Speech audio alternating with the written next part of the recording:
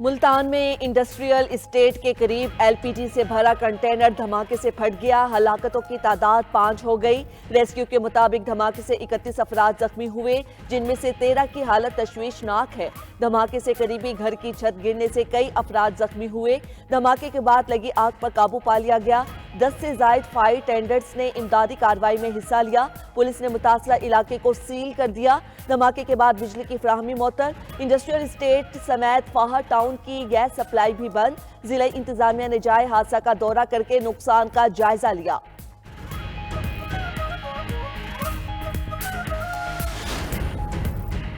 Supreme court کے additional registrar کے خلاف توہین عدالت کیس کا فیصلہ آج سنایا جائے گا۔ 2 رکنی بینچ محفوظ کیا گیا فیصلہ سنائے گا۔ جسٹس منصور علی شاہ اور جسٹس عقیل عباسی پر مشتمل بینچ نے فیصلہ محفوظ کیا تھا۔ جسٹس منصور علی شاہ پر مشتمل 3 رکنی بینچ نے 191(a) کی تشریح کے لیے مقدمہ مقرر کیا تھا۔ تاہم بعد میں supreme court practice procedure committee نے مقدمہ آئینی بینچ کے سامنے مقرر کر دیا۔ مقدمہ منتقل ہونے پر جسٹس منصور علی شاہ اور جسٹس عقیل عباسی نے توہین عدالت کی کارروائی کا آغاز کرتے ہوئے ایڈیشنل رجسٹرار کو شو کاز جاری کیا تھا۔ سپریم کورٹ میں 26ویں آئینی ترمیم کے خلاف درخواستوں پر سماعت آج ہوگی۔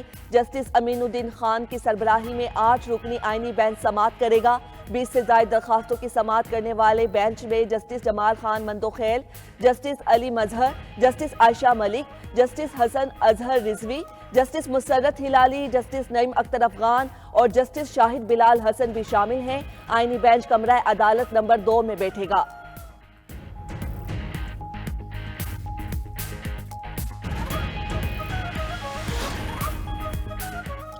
نکاح کیس میں بانی پی ٹی آئی اور بشرا بی بی کی بریت کے خلاف اپیل پر سماعت آج ہوگی۔ اسلام آباد ہائی کورٹ میں جسٹس اعظم خان خاور مانیکا کی اپیل پر آج سماعت کریں گے۔ بشرا بی بی کے سابق شوہر خاور مانیکا نے 13 جولائی 2024 کا ایڈیشنل سیشن جج کا بریت کا فیصلہ چیلنج کر رکھا ہے۔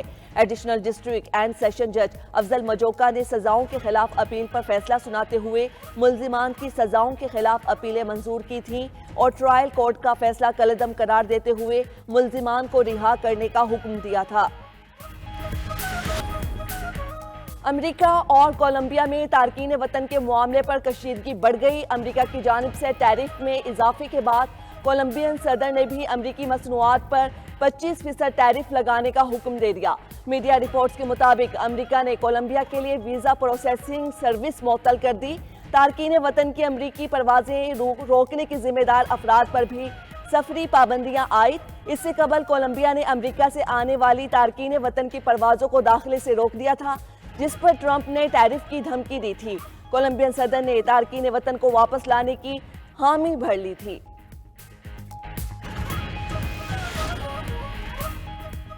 ٹرمپ کا عرب ممالک پر غزہ متاثرین کو پناہ دینے پر زور، کہا مصر اور اردن غزہ متاثرین کو قبول کریں۔ غزہ میں سب تباہ ہو چکا ہے۔ عرب ممالک سے مل کر متاثرین کی بحالی کے لیے اقدامات کا عندیہ بھی دے دیا۔ دوسری جانب حماس اور اردن نے ٹرمپ کی تجویز مسترد کر دی۔ غزہ سے فلسطینیوں کی بے دخلی خام خیالی قرار۔ اردن کے وزیر خارجہ ایمن صفدی نے کہا، فلسطینیوں کی اپنی زمین پر بحالی اولین ترجیح ہے۔ حماس رہنما باسم نعیم نے بھی پیشکش ناقابل قبول قرار دے دی۔ کہا، غزہ کی تعمیر نو کی آڑ میں ایسا کوئی اقدام قبول نہیں کیا جائے گا۔ وزیر اعظم شہباز شریف سے وزیر مملکت برائے خزانہ اور محصولات علی پرویز ملک کی ملاقات۔ وزارت خزانہ محصولات سے متعلق امور پر بات چیت۔ وزیر اعظم سے سابق وفاقی وزیر خواجہ سعد رفیق اور چیئرمین وزیر اعظم یوتھ پروگرام رانا مشہود بھی ملے۔ ملک کی مجموعی سیاسی صورتحال پر تبادلہ خیال۔ شہباز شریف سے ارکان اسمبلی عبدالغفار وٹو، عثمان اویسی اور فدا حسین کی بھی ملاقاتیں۔ اراکین نے متعلقہ حلقوں کے امور پر گفتگو کی۔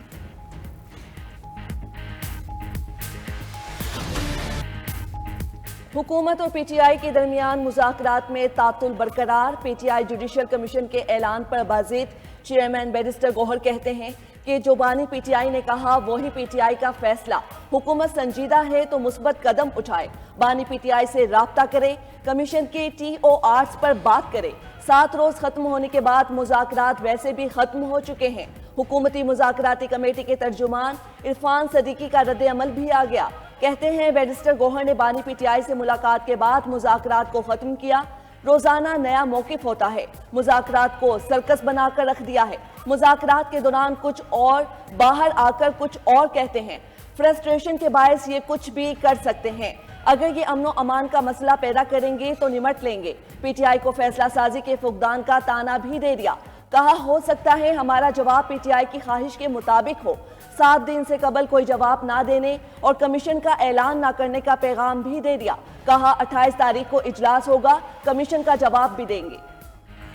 پیک ایکٹ پر سیاسی جماعتوں کے تحفظات حکومت کو صحافیوں سے مشاورت کرنی چاہیے تھی. آزادی صحافت پر یقین رکھتے ہیں پیپلز پارٹی کا موقف. گورنر پنجاب نے محمد میں وفد سے گفتگو کے دوران نون لیگ کو ملکی مفاد میں مذاکرات کی رائے اختیار کرنے کی صلاح دے دی. کہا تمام تر مخالفت کے باوجود حکومت بنانے کے لیے نون لیگ کا ساتھ دیا. حکومت ختم ہوئی تو سب سے زیادہ نقصان نون لیگ کا ہوگا. جماعت اسلامی نے پیک ایکٹ کی مخالفت کر دی. امیر جماعت اسلامی حافظ نعیم الرحمان نے ترمیم کو مسترد کرتے ہوئے کہا بغیر مشاورت ایسے قوانین بے معنی ہیں.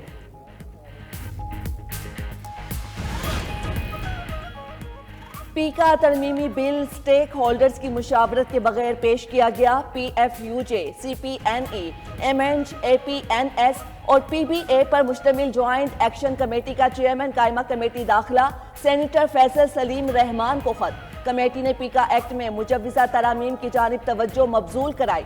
خط میں کہا گیا جوائنٹ ایکشن کمیٹی میڈیا کو جمہوری اصولوں سے ہم آہنگ کرنے قوانین کے خلاف نہیں. مشاورت کے بغیر جلد بازی میں ترمیم لانے کا انداز جمہوری اصولوں کے نفی ہے جو سنگین خدشات کو جنم دیتی ہے.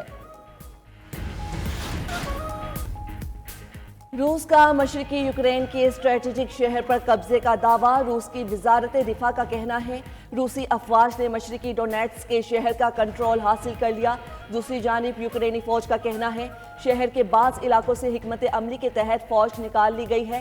اس سے قبل یوکرینی صدر ولادیمیر زیلنسکی نے کہا تھا اتحادیوں کو روس کے ساتھ ممکنہ امن مذاکرات کے لیے تیاری کرنی چاہیے. سوڈان کے شہر الفشر میں الواحد الفال اسپتال پر حملہ، 70 افراد ہلاک، 19 زخمی. مقامی حکام نے حملے کا الزام ریپڈ سپورٹ فورسز پر عائد کر دیا. سعودی عرب کا کہنا ہے کہ سعودی ٹیچنگ اسپتال پر حملہ عالمی قوانین کی خلاف ورزی ہے. میڈیا رپورٹس کے مطابق الفشر شہر مئی 2024 سے ریپڈ فورسز کے قبضے میں ہے. لینڈ سلائڈنگ کا خطرہ بڑھ گیا. برطانیہ کو ایون کے اثرات ختم ہونے سے قبل ہی دوسرے طوفان کا سامنا. محکمہ موسمیات نے طوفانی ہواؤں اور موسلا دھار بارشوں کی وارننگ جاری کر دی. انگلینڈ، شمالی آئرلینڈ، ویلز اور جنوبی اسکاٹ لینڈ میں شدید بارشوں اور سیلاب کی پیش گوئی. طوفان سے 2 افراد ہلاک، متعدد زخمی. خبر ایجنسی کے مطابق 160 کلومیٹر فی گھنٹہ کی رفتار سے ہواؤں نے گھروں کی چھتیں اڑا دیں. ریلوے کا نظام درہم برہم، ہزاروں پروازیں منسوخ.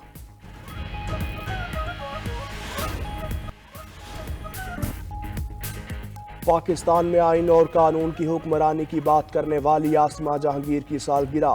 زندہ ہوتی تو آج 73 برس کی ہوتی. پاکستان میں عورتوں اور اقلیتوں کے حقوق. آسما جہانگیر کی گراں قدر خدمات. انسانی حقوق کمیشن کی سابق سربراہ اور سپریم کورٹ بار ایسوسی ایشن کی صدر بھی رہیں. ان کی خدمات کے صلے میں انہیں Lux woman of substance award, Lux style award سے بھی نوازا گیا. نمایاں رہے. سطح سمندر سے 11,000 فٹ کی بلندی پر سرمائی کھیلوں کے مقابلے. وادی چلم میں پاک فوج کے زیر انتظام کھیلوں کا میلہ. -15 درجہ حرارت میں جمی جھیل پر آئس ہاکی کا میدان سجا. کھلاڑیوں نے حاضرین کا لہو گرمایا. روایتی کھانے سردی میں راحت کا باعث بن گئے.